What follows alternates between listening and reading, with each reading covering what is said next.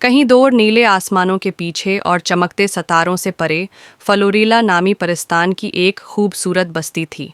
वहाँ एक हुसीन और बासलाहियत परी रहती थी जिसका नाम था वरेशा।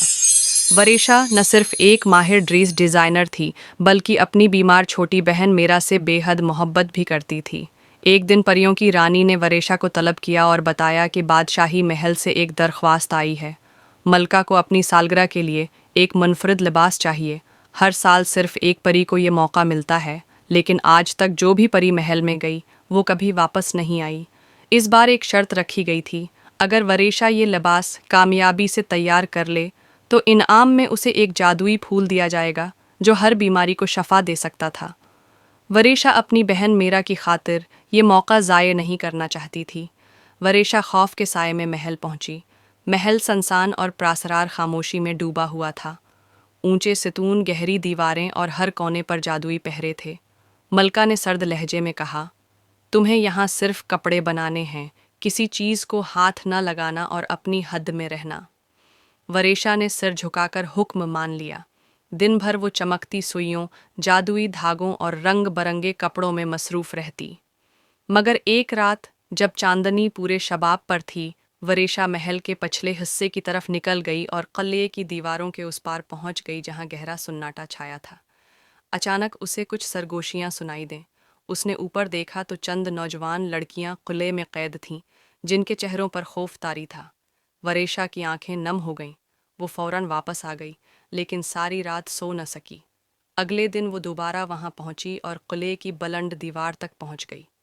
जैसे ही वो ऊपर चढ़ी, एक बजली की तेज लहर उसके जिस्म से टकराई और वो चीखकर जमीन पर गिर पड़ी। ये महल जादुई हिफाजत में था। वरेशा ने तहिया कर लिया कि वो सच मालूम करेगी। महल की एक खामोश नौकरानी ने उसे एक खफिया रास्ते का पता दिया। वो भी एक परी थी जिसके पर काट कर उसे महल में कैद कर लिया गया था। नौकरानी ने कहा, एक रास्ता है जो तुम्हें कैद खाने तक ले जाएगा, मगर एहतियात करना, वहाँ जादुई पहरा भी हो सकता है। वरेशा ने शुक्रिया अदा किया और रात के वक्त उस रास्ते से गुजरी। कैद खाने में उसने जो मंजर देखा, उसके रोंगटे खड़े हो गए। बीसियों लड़कियां कैद थीं, सबके पर काटे जा चुके थे। एक परी ने आहिस्ता से कहा, जब हमने मलका का लिबास तैयार किया तो वो कहती है, ये दुनिया का बेहतरीन लिबास है और ऐसा दोबारा कोई न बनाए। इसलिए वो हमारे पर काट देती है और हमें कैद कर लेती है। वरेशा ने वादा किया, मैं तुम सबको यहाँ से निकालूंगी, ये मेरा वादा है। वापस आकर वरेशा ने खास जादुई धागा तैयार किया और चांदनी में उससे एक खूबसूरत लिबास बुना। ये लिबास बज़ाहिर आम लगता था, मगर इसमें एक जादू था जो सच को जाहिर कर देता था। मलका ने वो लिबास पहना और दरबार में आई, जहाँ सब शाही मेहमान मौजूद थे। जैसे ही रोशनी लिबास पर पड़ी, लिबास चमकने लगा और अचानक मलका की एक दर्द भरी चीख निकली। उसके कांधों से काला धुआं उठा और लम्हों में वो एक डरावनी चड़ैल में बदल गई। इसी लम्हे महल की फ़ज़ा में रोशनी भर गई। कैद खाने की तमाम परियों के पर वापस आ गए। वो उड़कर महल आए और वरेशा को गले लगा लिया।